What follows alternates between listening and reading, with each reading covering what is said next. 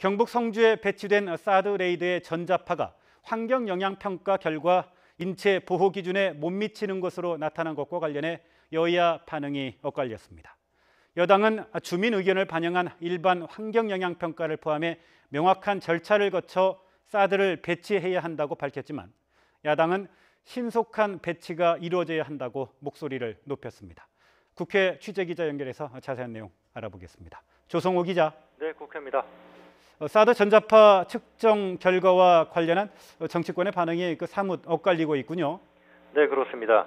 사드 기지 전자파 측정 결과 인체에 해로운 수준에 훨씬 못 미친다고 나온 것과 관련해 여당인 더불어민주당은 여론과 정치권의 반응을 주시하고 있습니다.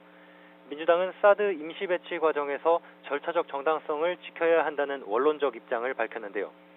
재윤경 원내대변인은 이번 측정 결과는 전자파와 소음, 그리고 기지 내부에서만 이루어진 소규모 환경영향평가였다면서 앞으로 주민들 의견을 수렴하는 일반 환경영향평가 등을 거쳐서 사드 배치 결정이 이뤄질 것이라고 말했습니다.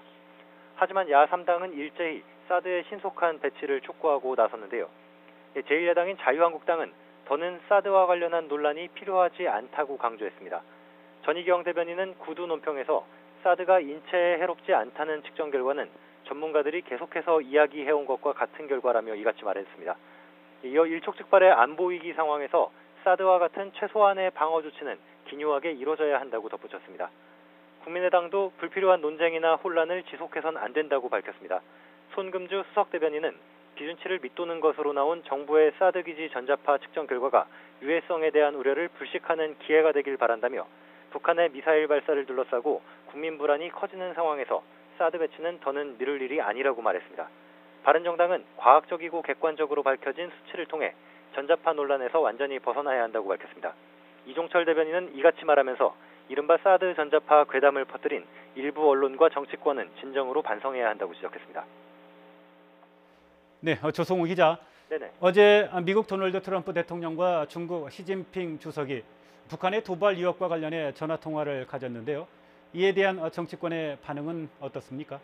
네, 여당인 민주당은 북한의 도발에 대한 미중 정상의 공동 대응에 대해 환영한다면서 긴장이 고조되는 한반도 정세 완화의 계기가 되기 바란다고 밝혔습니다. 백혜련 대변인은 미중 정상 간 통화에 이어 트럼프 대통령이 프랑스 마크롱 대통령과 통화한 것을 언급하면서 전 세계는 북한의 도발 중단을 촉구하고 평화적 해결에 동의하고 있다고 말했습니다. 북한 문제 해결을 위해서는 전 세계가 힘을 모아야 한다면서 야당은 오히려 의리서를 강조하면서 정반대의 행보를 하고 있다고 비판했습니다. 반면 야권은 두 정상이 통화한 것에 대해서만 긍정적으로 평가했습니다. 한국당 전희경 대변인은 북한 문제의 심각성에 대해 미국과 중국 정상이 공유하고 공감대를 형성한 것은 다행이라고 밝혔습니다. 다만 중국 측이 대화를 강조한 것이 북한의 변화를 기대하는 것이라면 지지받긴 어려울 것이라면서 중국도 즉각적인 제재에 동참해야 한다고 강조했습니다.